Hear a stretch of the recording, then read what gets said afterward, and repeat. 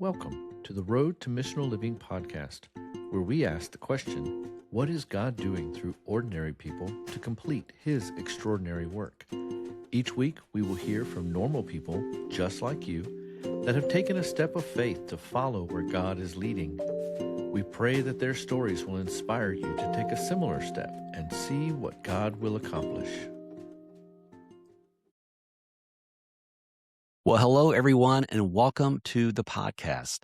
I'm your host, Scott Puckett. I'm really glad you're here. This is a start of a special series following a pretty incredible story.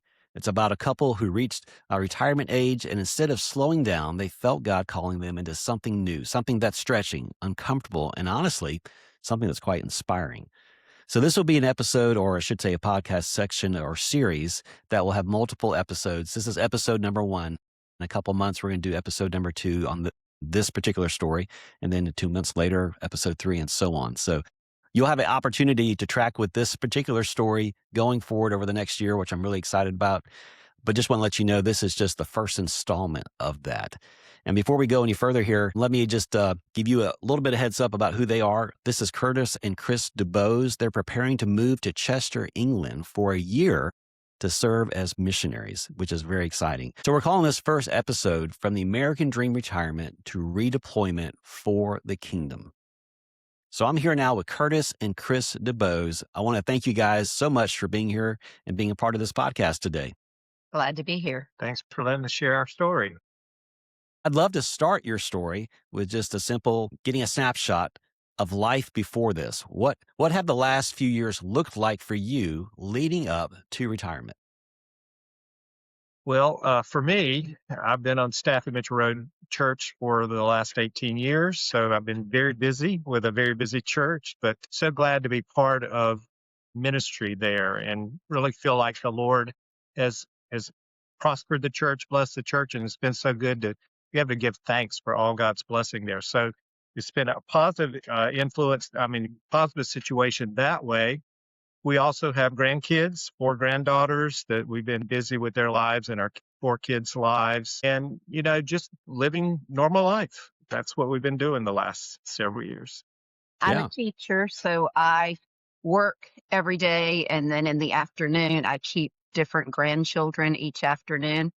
I've also been involved in the church with women's ministry and kids' church.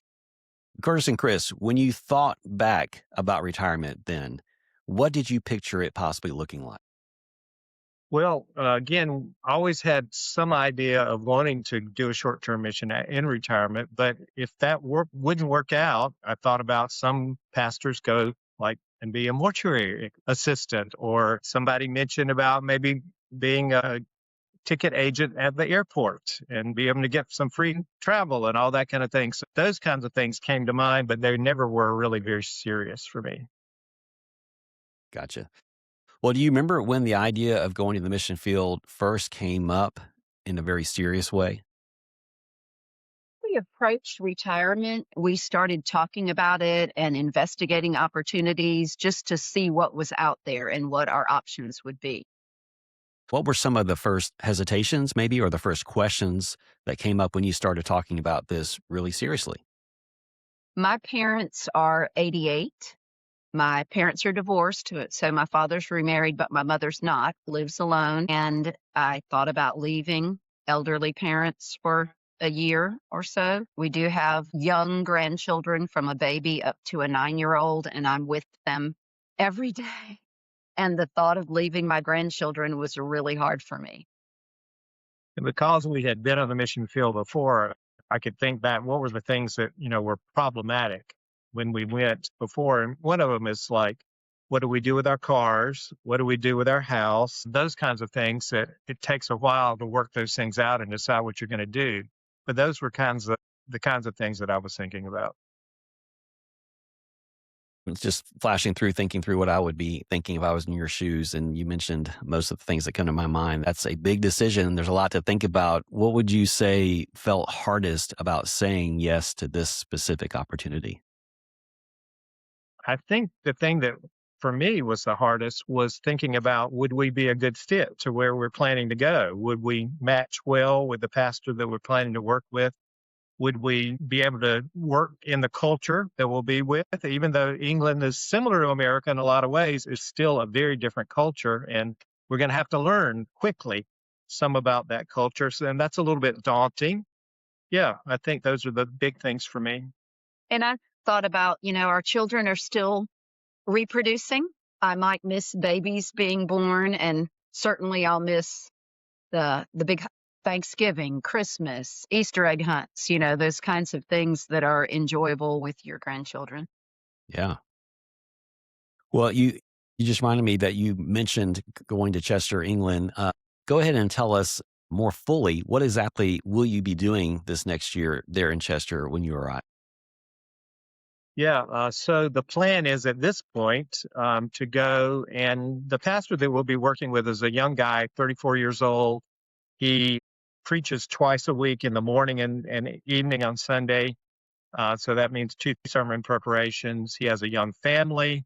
He has no secretary. He does all the administrative work for the church. And he just needed some help. I mean, he reached out to our mission board and said, listen, y'all got anybody who would come help me for a year or two? And so we are particularly devoted towards practically bringing discipleship into people's lives. And so that's what we want to do. We want to go and kind of pick up where the pastor can't because of all of his busyness, maybe doing some marriage seminars, doing lots of Bible studies, having people into our homes, doing marriage retreats, something like that, to be able to help bolster what the pastor's doing very well, but just doesn't have enough time to do some extra stuff that we feel like we've been equipped in and would love to do. And there's kind of the unknown. Here, our days are very structured. We know exactly what we're doing, and we're going over there, and we don't know. I mean, we want to be helpful. It's kind of like whatever we can do to be helpful, but it's a little bit unknown, which is also a little bit scary. Yeah. Well, that sounds exciting. What a great opportunity. And I'm sure that pastor and his family and that church will be very much blessed by y'all's presence and extra help there. That is always a lot of work, especially if you're a solo pastor doing that. So that will be great. Thanks for letting us know a little bit more about that. Let me ask you this. Were there specific prayers, were there specific scriptures or conversations that really helped clarify things for you in this whole thought process of deciding to go? Yeah, I think the thing that was most helpful to us, I mean, we started getting to know Daniel by Zoom over, Daniel's the pastor there, Daniel by Zoom back in maybe October, November. And, it seemed like we could get along well, that we were communicating well, all those kinds of things. But we actually got to stop in December to Chester. And so we met him, we met the congregation, we met his family, we toured around the town.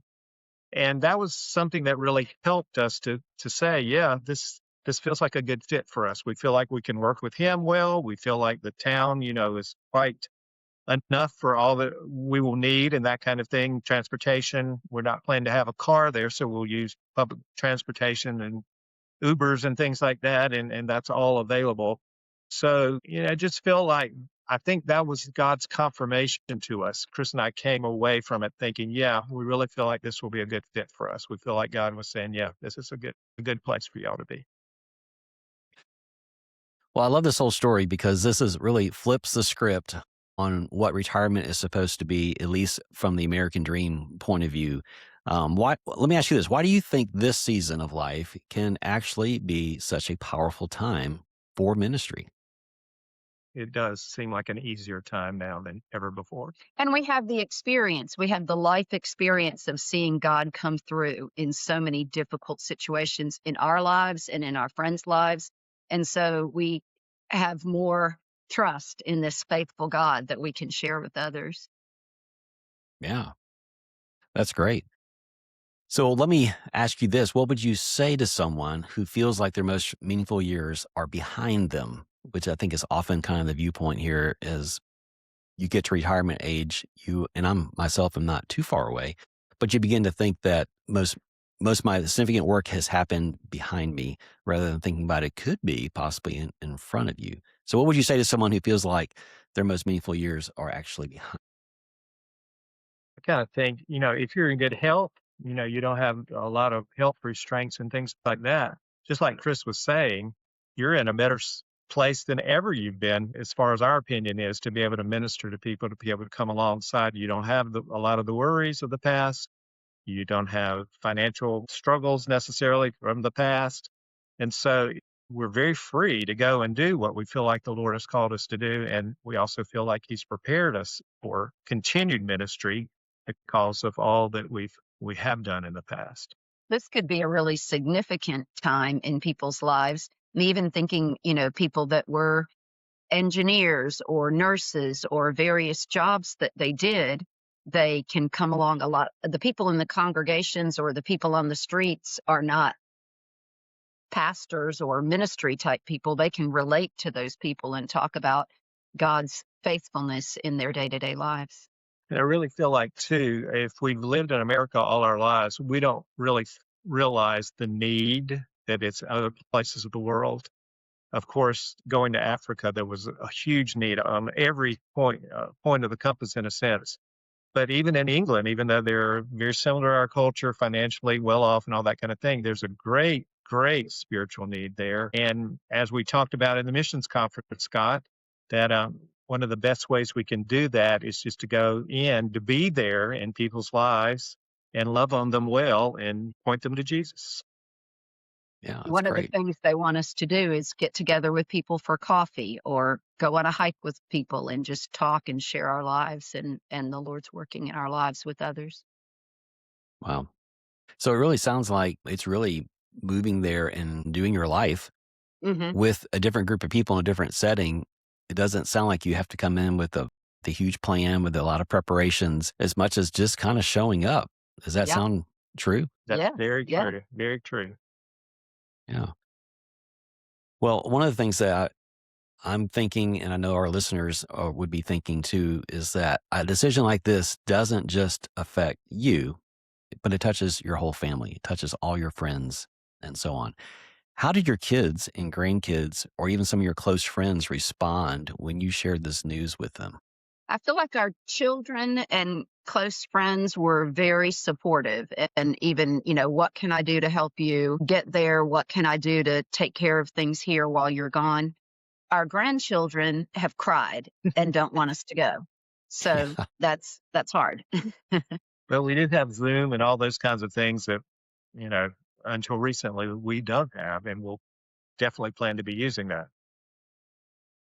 Yeah, that's hard. Having grandchildren of my own, the tears would be very difficult to process, but that is the reality of it. And you're right, technology does make things so much easier these days.